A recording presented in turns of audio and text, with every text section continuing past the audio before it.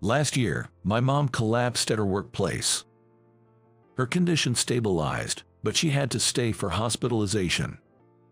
Yet, my brother's visits were few and far between.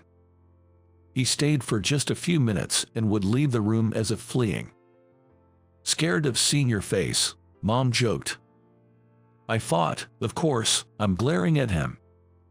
I was the ruffian with scraped knees, and he was the smart, fair-skinned one with excellent grades. Despite our 3-year age difference and opposite personalities, we used to get along well. After our dad left us for another woman, Mom worked from morning till night to raise us by herself. Mom's gonna be late again today, my brother would say, always cooking our meals. Our relationship changed about 10 years ago. It started when my brother got married. We're expecting a baby. He introduced his beautiful wife. But her personality was ugly. Single moms are like worker bees, always busy working or they'll die.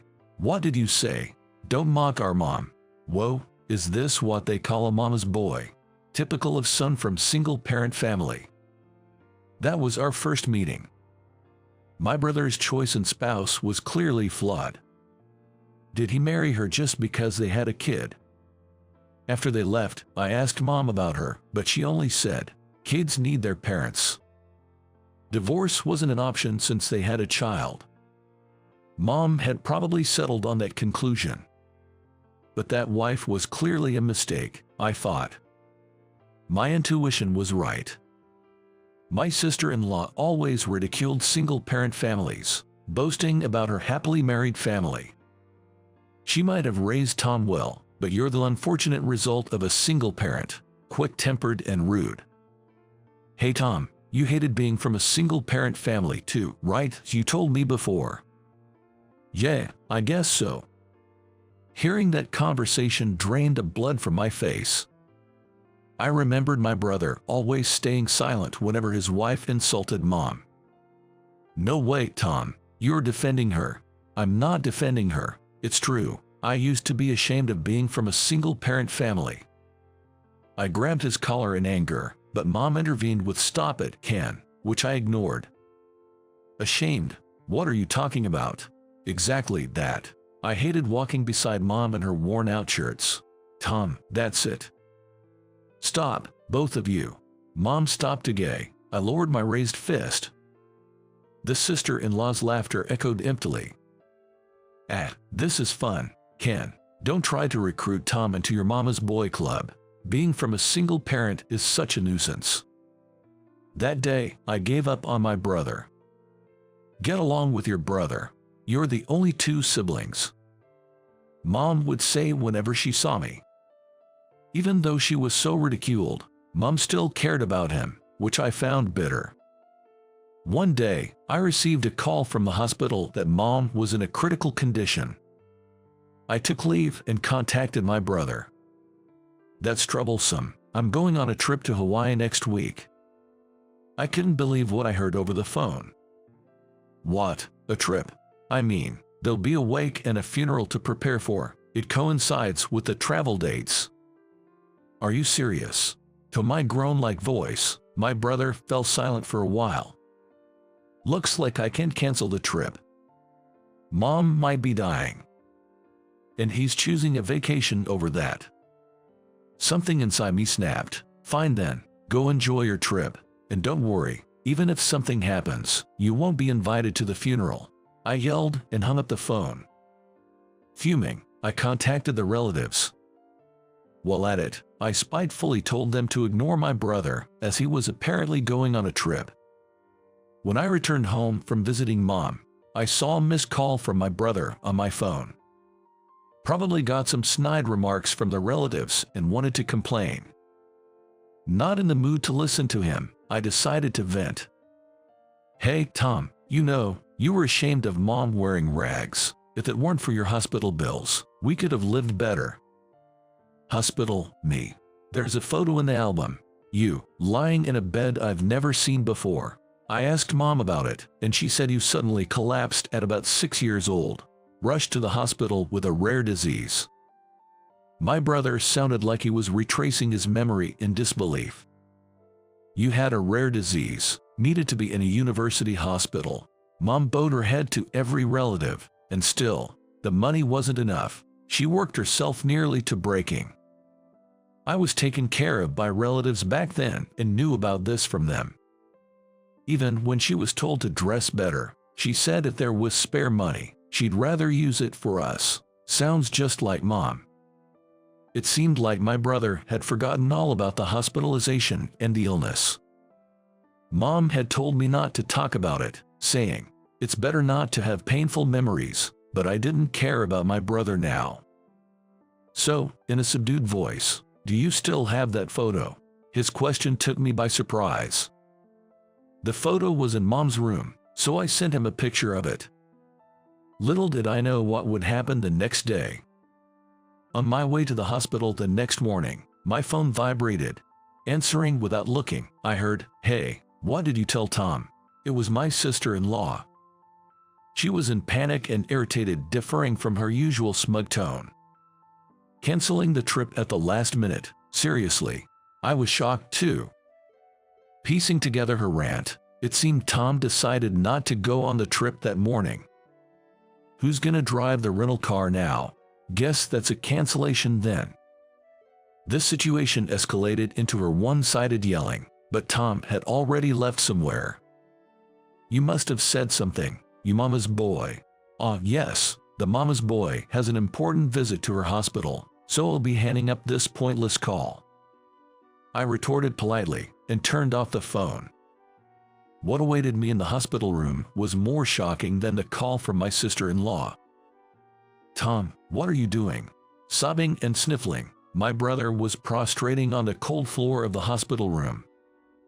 Good thing it was a private room. After a while, he calmed down and started explaining.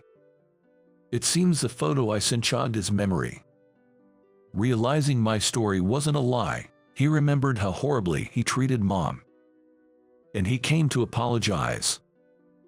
You think apologizing now clears everything? That's wishful thinking. But it's my right to make amends. As we talked, the door slammed open, and my sister-in-law burst in, face twisted in anger. What the hell? Why is Tom sitting on the floor? He's apologizing to Mom. What? Just because he's a mama's boy, you make him to do something so embarrassing, unforgivable. She lunged at me, but my brother stopped her. Embarrassing. I'm doing this willingly. I forgot all Mom did for us, and hurt her a lot. Apologizing is the least I can do. What? But you were just saying how shameful single-parent families are. Are you crazy? I was about to yell back, but my brother stood up, catching my attention. I have things to discuss. Let's go home. He told her, and they left the room. I got a call from my brother later that afternoon. We're getting a divorce, he said. Everything was happening too fast. A lot happened, but it's settled now. Hearing my brother speak so nonchalantly, I reminisced about how smart he has always been. He said we'd discuss the details in person, and since I hadn't had lunch yet, I suggested a nearby cafe. While eating the food, my brother elaborated on the details. The last straw for the divorce was apparently her behavior in the hospital room. That figures. Dismissing a heartfelt apology as creepy is beyond forgiveness. I was nodding along when he said, "And then there's the neglect of our son." I almost choked. Nick, his 10-year-old son. He is a quiet, intelligent kid, a mini version of my brother. When asked who he wanted to live with after the divorce, he immediately chose my brother, saying, "Mom doesn't want to take care of me." My sister-in-law would just give Nick some cash and order him to prepare his own meals. My brother is a department head at a major company.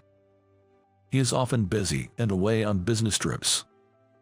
He regretted not noticing that as a parent, but Nick's smart. She was saying that she wanted him to have a tutor since elementary. The tutoring fees and living expenses I gave her vanished into luxury products. She even threatened Nick not to tell, or she'd get angry.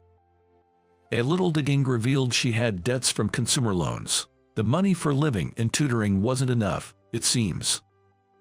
When confronted, my sister-in-law justified her treatment of Nick with, "You should be grateful I was even a mother to him. He didn't have to be called a child of a single parent." That's messed up.